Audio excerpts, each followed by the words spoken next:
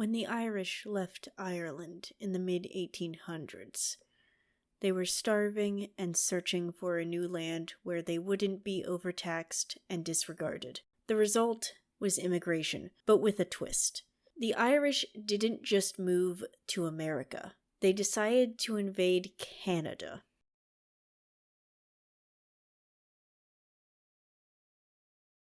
The Great Famine started in 1840 when the potato crop failed. 1 million people starved. Desperate, thousands of others left their homeland. 1 million Irish boarded ships so unseaworthy that they were nicknamed coffin ships.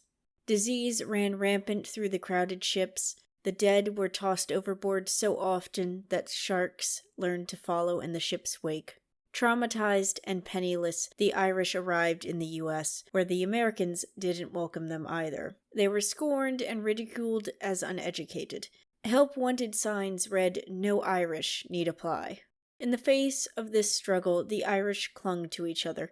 In 1858, they formed the Fenian Brotherhood, named for a group of legendary warriors in Irish mythology. John Mahony and Michael Doheny led the organization with plans to ignite revolution back in Ireland, but Ireland was an ocean away. Canada, on the other hand, was right over the border with dense forest to help conceal their activities. After 200,000 Irish immigrants gained military experience fighting in the U.S. Civil War, the Fenian raids into Canada began in earnest for the next 5 years. While some advocated using marches instead, most agreed with the violent strategy. Raids came from New York, Illinois, Vermont, and Wisconsin. They planned to then attack Niagara Peninsula, sabotage the canal connecting Lakes Ontario and Erie, and occupy the city of Ontario while taking troops hostage along the way. Then, the negotiations with the British could begin. Their demands were simple: hand over control of Ireland in exchange for Canada.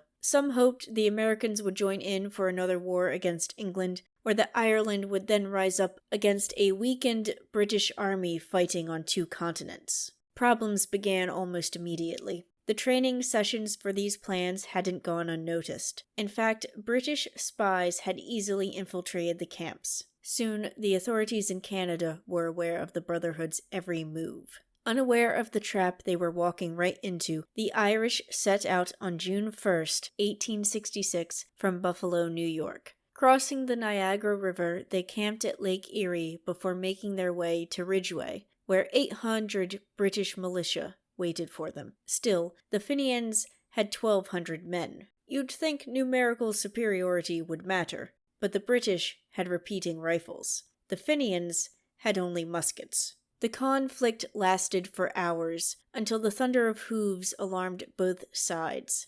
Each thought the other had brought cavalry, and in fear, both sides fled. In reality, it was only a group of wild horses who had been spooked by the gunfire and ran wild through the nearby woods to get away. With the British gone, the Irish had captured Ridgeway, but they'd suffered too many casualties to withstand a larger attack. Injured, they headed back towards the U.S. border, where their luck soured. American authorities arrested 700 of them, while a second surprise clash with the British at Lake Erie ended in defeat.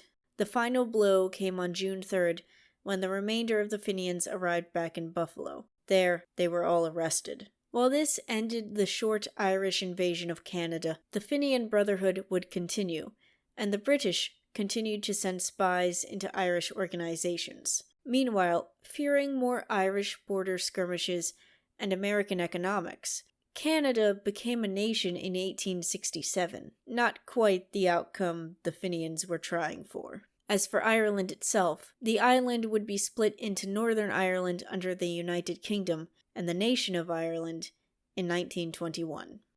Thank you for watching. Leave a like, a comment, subscribe if you want, or check out the tip jar in the description. There's always more history.